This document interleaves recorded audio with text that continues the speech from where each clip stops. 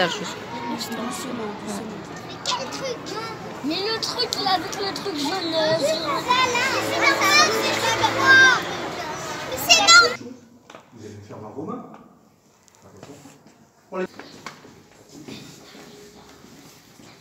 Et puis, allez bien. Très fort, sinon, là, c'est plus tasse, hein. Allez, ça se voit. Bien, mademoiselle. Très bien. Deuxième rond.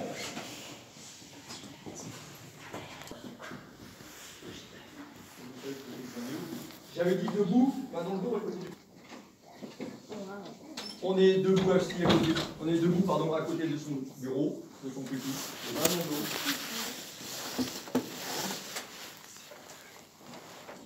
Ce qu'on appelle de la mixité. C'est-à-dire que les garçons et les filles ne sont pas mélangés. Donc si vous êtes rentré ici dans l'école, vous avez pu voir, et donc il y avait un côté fille et un côté garçon, et donc on a laissé sur l'école, je ne sais pas si la riblette c'est pareil, non, c'est possible. Donc les riblettes, et ben, vous verrez aussi, il y a marqué école de garçons, école de filles, donc il y avait une entreprise. Ce n'est que dans les années 1970 qu'on a commencé à avoir de la mixité, hein, qu'on a vraiment mélangé de filles et de garçons. On touche à rien, mademoiselle. École. Alors viens avec moi, tiens. Tu veux venir avec moi, parce que tu lèves la main. Viens avec moi. Ton prénom? Camille. Alors viens avec moi, Camille. Camille. Alors regardez bien Camille, tel qu'il est habillé aujourd'hui. Est-ce qu'il aurait pu aller habillé comme ça à l'école en 1949? Alors attention, attendez. Alors, qui c'est qui a une idée? Qu'est-ce qu'il doit changer chez les garçons notamment? Oui. Non, c'est pas ça. Je donne 3 réponses, après c'est moi qui donne la solution, sinon on va passer la maintenant, ça veut dire autre chose.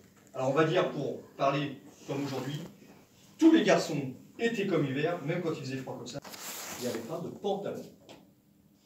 La culotte, il faut voir tout à l'heure l'image là-bas, la culotte c'était en fait un pantalon qui était jusqu'au-dessus du genou.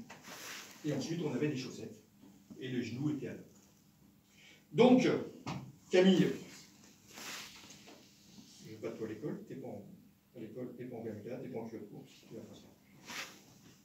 Mais en 1949, est-ce que Louise, parce qu'il y avait quand même des écoles de filles, aurait pu aller à l'école habillée comme ça en 1949? Alors pareil, si vous me dites non, vous me dire pourquoi. Hein. Oui, là-bas, tiens. Vous levez la main qui ne voulez pas. Oui. Parce que t'as dit. Oui ou non? Non, parce que t'as dit. Non, que... vous avez dit. Vous à l'époque. Non, mais toi, t'as dit. Oui, vous avez dit. Vous avez dit. Voilà, c'est bien. Qu'il n'y avait pas les pantalons à cette époque. Oui, donc déjà, savoir comment étaient habillées les filles à cette époque-là. C'est ça que je voudrais savoir. Donc effectivement, elle ne peut pas y aller parce qu'elle a un pantalon. Mais comment elles étaient habillées les filles? Oui. Avec des robes. Avec des robes, bien, effectivement. Les filles, à l'époque, toutes les filles étaient en jupe ou en principe. Toutes les filles étaient en robe ou en jupe pour à l'école. Regardez bien. 1949, ce genre de chaussures. Alors, moins dans les villes, mais à la campagne, vous verrez tout à l'heure, il y a une photo là-bas, vous verrez, c'est justement de 1949. Eh bien, il y avait encore les sabots en 1949. Les sabots, et effectivement, les élèves avaient ça.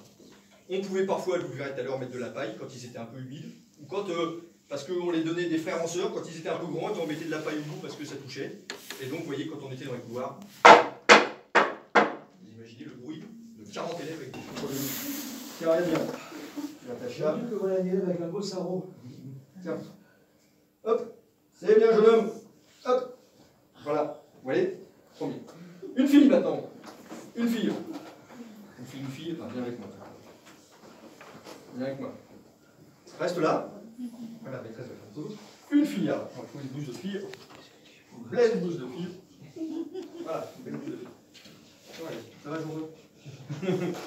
Allez, hop, on y va. Ah non, c'est pas comme ça, les filles. Non, non, non, c'est pas comme ça, les filles. Non, c'est pas comme ça qu'on enfile les blouses. Enfin, ou les cerveaux à l'époque. D'après toi, comment on fait? Non, c'est pas comme ça. De l'autre côté. Comment on peut faire? Comme ça. Les mains en avant. Les deux à la fois. Ah, voilà, c'est bien. Elle a trouvé, hein, ça, c'est un... Voilà, on monte bien les manches. On va accrocher.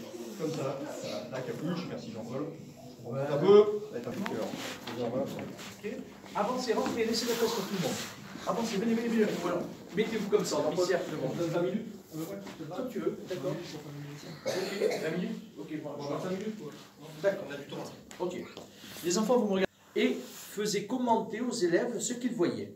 Eh bien, c'est ce qu'on va faire. Alors, on va choisir, tiens, celle-là, elle est évidente. Regardez tous ici.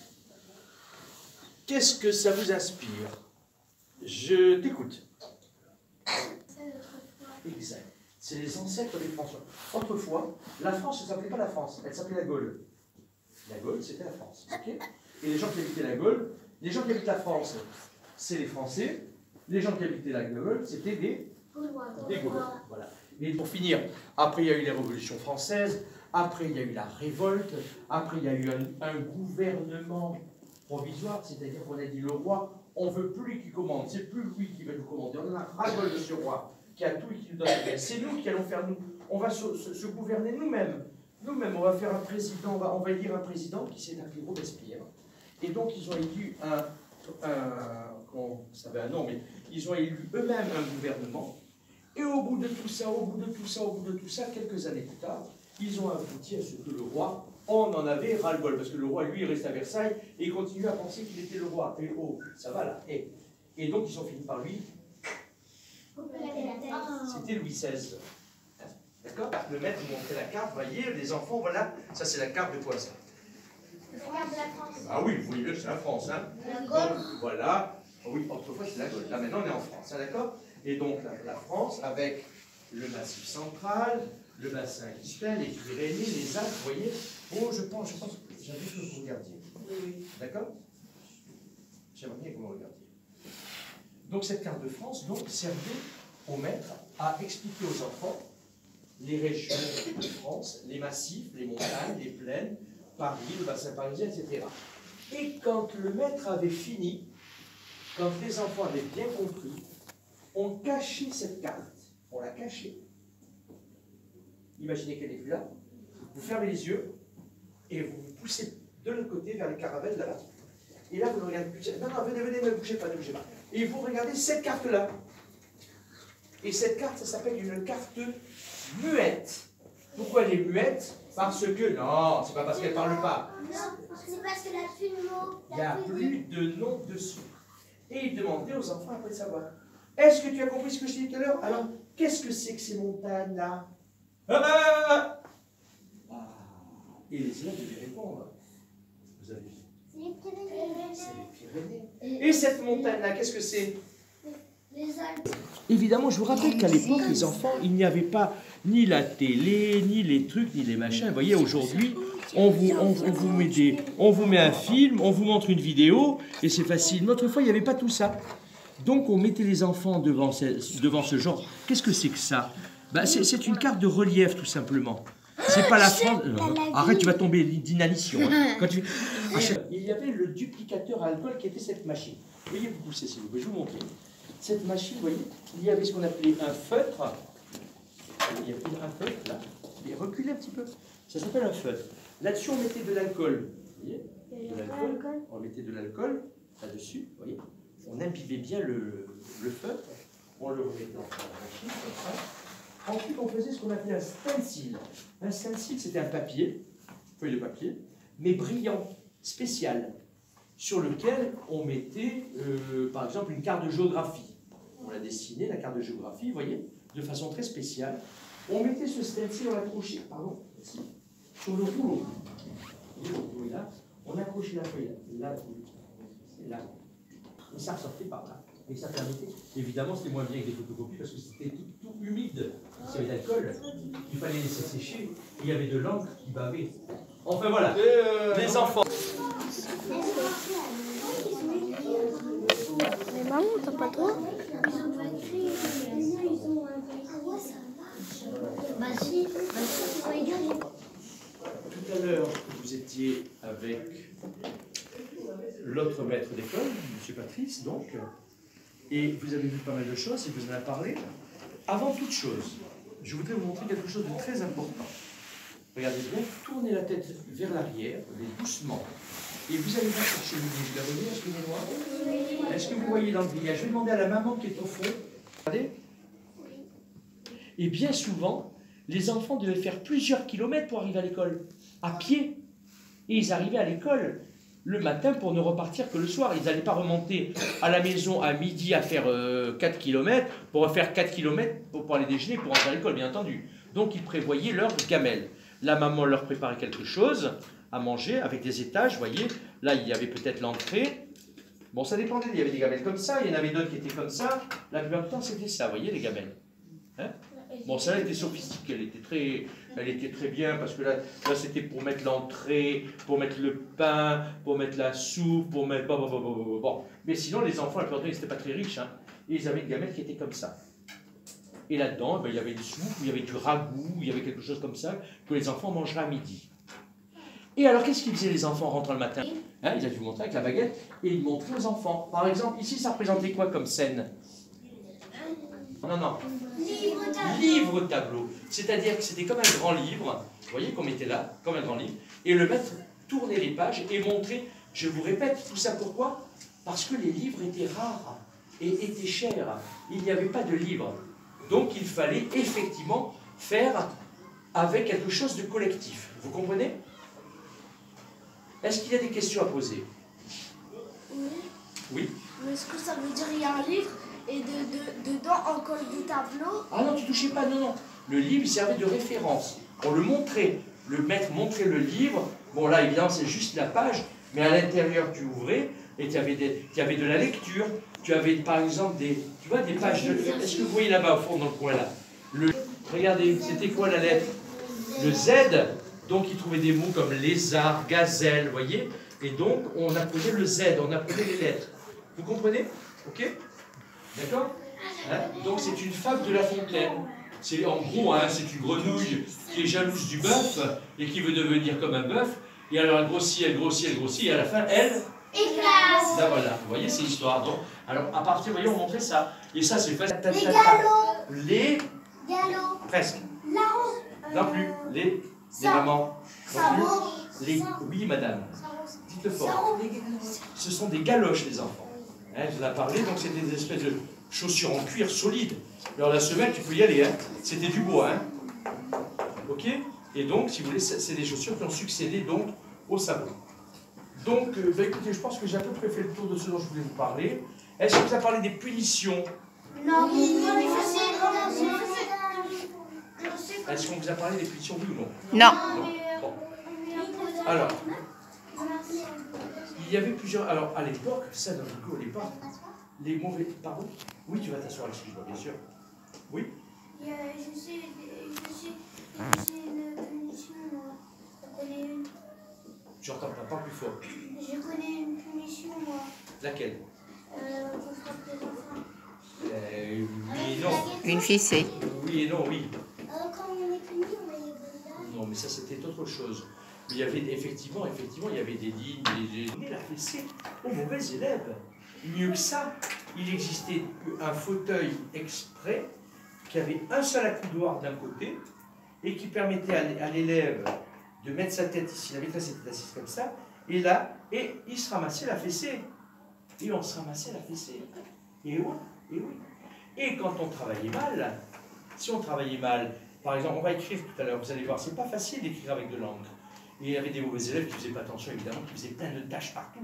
Parce que l'encre, ça tâche drôlement. Hein. Il faut faire très attention avec l'encre, vous verrez tout à l'heure. Eh bien, il y en avait qui écrivaient sur leur cahier et qui faisaient des tâches, ça s'appelait des pâtés. Pâté, ça veut dire quoi? L'encre, elle coule, ça fait un pâté. Pinglé sur le dos, le cahier ouvert avec la tâche, et lui faisait faire pendant la récréation des tours de cours de récréation pour que tout le monde le voie et se moque de lui. Ou le mauvais élève, ou le mauvais élève. C'est affreux, hein? Qu'est-ce que j'en pensais? C'est pas bien, hein?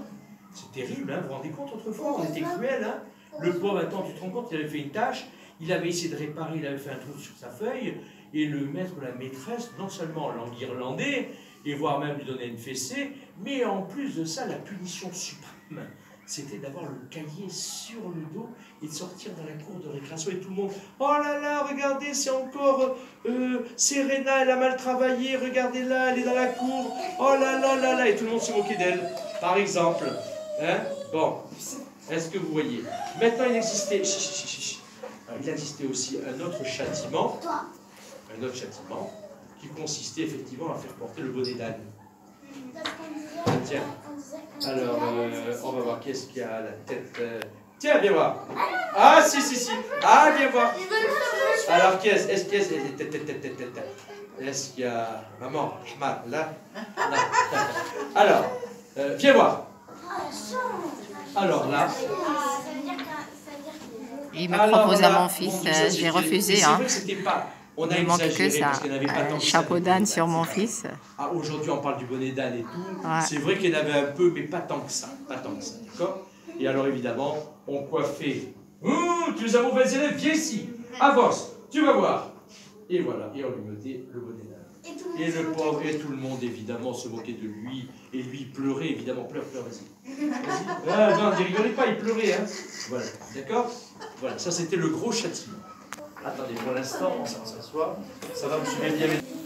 Et si les adultes veulent bien mêler, hop, on ira plus vite. On n'a pas dit qu'on prenait les porte-plumes encore. Comment ça se fait qu'il y en a qui ont les porte-plumes en main? J'ai pas dit stop. Pâté. D'accord? Alors, doucement.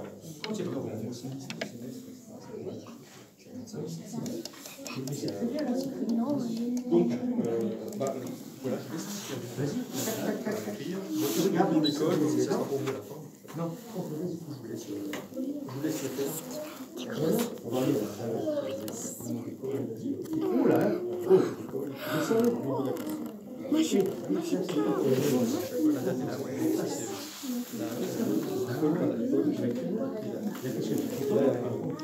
les enfants, regardez-vous. Voilà, alors on y va. Comme ça, normalement, c'est comme ça que vous écrivez. Moi, je te parle. Regarde, c'est comme ça. Ah, t'as plus, regardez. Comment t'as plus? C'est l'épaule. Ah, t'as plus, elle est cassée, regarde. Ça veut dire qu'il y en a un qui a fait ça. Avec la plume. Tu vois ce qui s'est passé? Normalement, regarde. Comme ça. Ça, il avait dit. Bien. Ben voilà, c'est bien. Donc, comment t'appelles? on tire à son porte-plume comme ça, on prend. رجعني Et on s'applique. 35 سنة Si للور. vous avez mis trop d'encre, vous avez un buvard, on pose le buvard dessus et ça absorbe l'encre en toi. J'écoute, comment tu t'appelles? C'est bon, tu laisses le prénom, c'est bon. Hein. Inaya. Damien, C'est bien. et tu laisses juste le prénom, ça va. Après, tu passes à la date. Voilà, la date, elle est au tableau.